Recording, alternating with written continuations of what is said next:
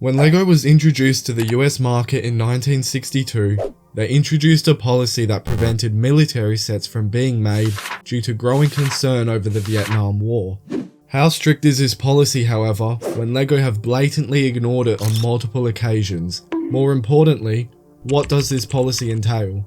In a 2010 report, the LEGO company stated that they aim to avoid creating realistic military weapons that might be seen in modern wars, in a bid to prevent glorifying conflict to children.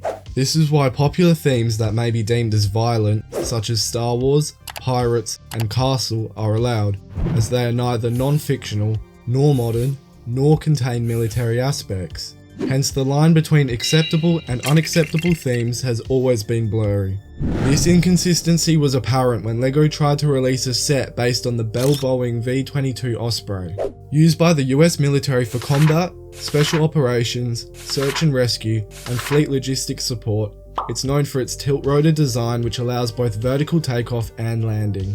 LEGO aimed to recreate the Osprey's advanced engineering in a Technic set through moving rotors, precise mechanics, and a highly technical build, except there was one problem: it was a military aircraft. But that didn't matter to them. In their eyes, it was just a search and rescue vehicle. So they took that idea and ran with it, ignoring the fact that it was only used in combat zones. After months of development, the Osprey was announced to the public. Most fans loved it and were excited for the set, praising LEGO for creating such a unique and interesting build. To no surprise, almost everyone questioned how it got so far in production, confused as to how a military vehicle would be released as a set. No one complained, however, and the set was due to be released on August 1st, 2020.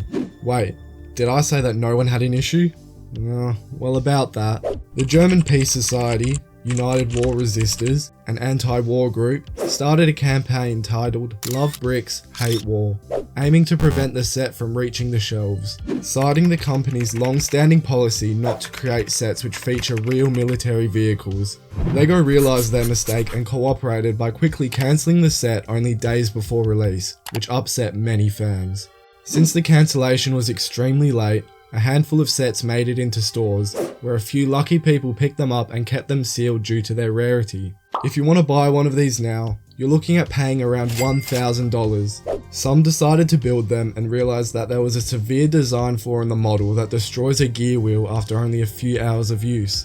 People then theorised this was why the set was cancelled, but LEGO came out and declined this by stating that the set breached their policy and that there were no other factors.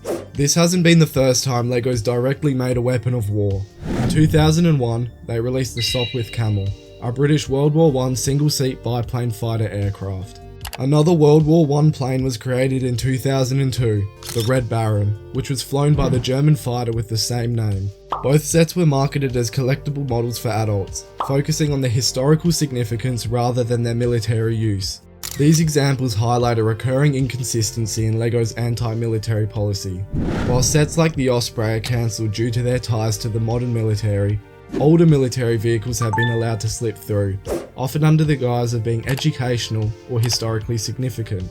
This grey area raises the question: is LEGO's policy true, or does it depend on the context and public perception?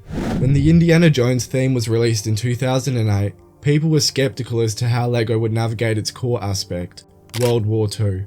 Despite their stance on avoiding depictions of modern military violence, the fictionalization and popularity of the series allowed these sets to go on shelves. But even then, LEGO had to take extra steps to ensure it was suitable for the brand. Race for the Stolen Treasure, Fighter Plane Attack, and Fight on the Flying Wing were all based on military vehicles with explicit symbols.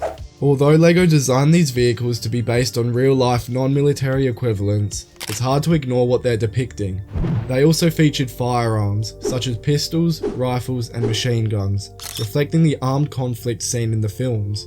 By framing the military aspects as historical or tied to an iconic film series, they avoided the direct criticism it faced with the Osprey. Instead, fans praised the sets for their detail and faithfulness to the films. Some questioned how a company avoiding military vehicles would willingly release multiple sets heavily tied to World War II. Yet the theme's short success overshadowed all the controversy, with many people still regarding the Indiana Jones theme as one of the greatest of all time. LEGO's strict military policy is more complicated than it seems. While the company has maintained that modern depictions of military vehicles are banned to avoid glorifying war to its young audience, clearly LEGO's policy is far from what it says it is, and instead operates as more of a flexible guideline that is influenced by factors such as sensitivity and consumer demand. By marketing certain sets as collectibles or tying them to fictional narratives, they can break their own rules in an act of greed, leaving it open to interpretation and controversy.